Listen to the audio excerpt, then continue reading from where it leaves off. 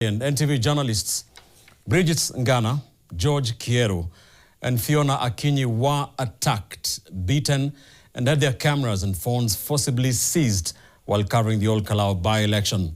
The suspects are believed to be police officers, driving politicians' vehicles, operating without official uniform, and are alleged to have been backed by politicians from the Mount Kenya region working alongside the security sector.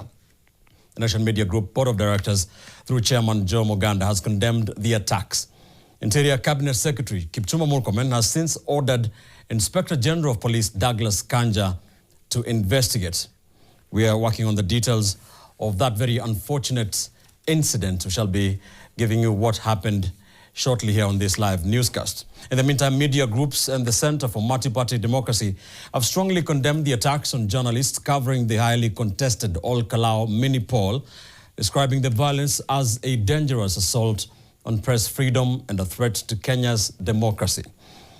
In a statement released Thursday, the Kenya Editors Guild strongly condemns the reported assault on journalists by armed men wearing balaclavas at AC Primary School polling station in Ol Kalou during today's by-election. The Guild says journalists must be allowed to carry out their professional duties without intimidation, harassment, or violence. It also warns that an attack on journalists is an attack on the public's right to receive information and a direct assault on democracy itself. The Center for Multiparty Democracy has also weighed in, expressing deep concern over the conduct of the Ol Kalou by-election, particularly the incidents of violence, intimidation, and the heavy-handed actions witnessed during the electoral process.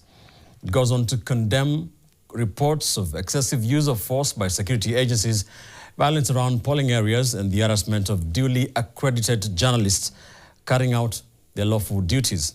It further warns that any attempt to obstruct or intimidate accredited journalists undermines the integrity and credibility of the electoral process. The strongest rebuke, however, came from the Kenya Union of Journalists, whose statement opened with the words, "Stop this madness of attacking journalists. This madness must stop because an injury to a journalist or a media worker is an injury to our national spine." It notes that Nation Media Group and Star journalists were injured after they were attacked by armed youth in Ol Kalou in an attempt to stop them from gathering news on a by-election. Despite the attacks, the union insists that journalists will not succumb to intimidation from sponsors of anarchy.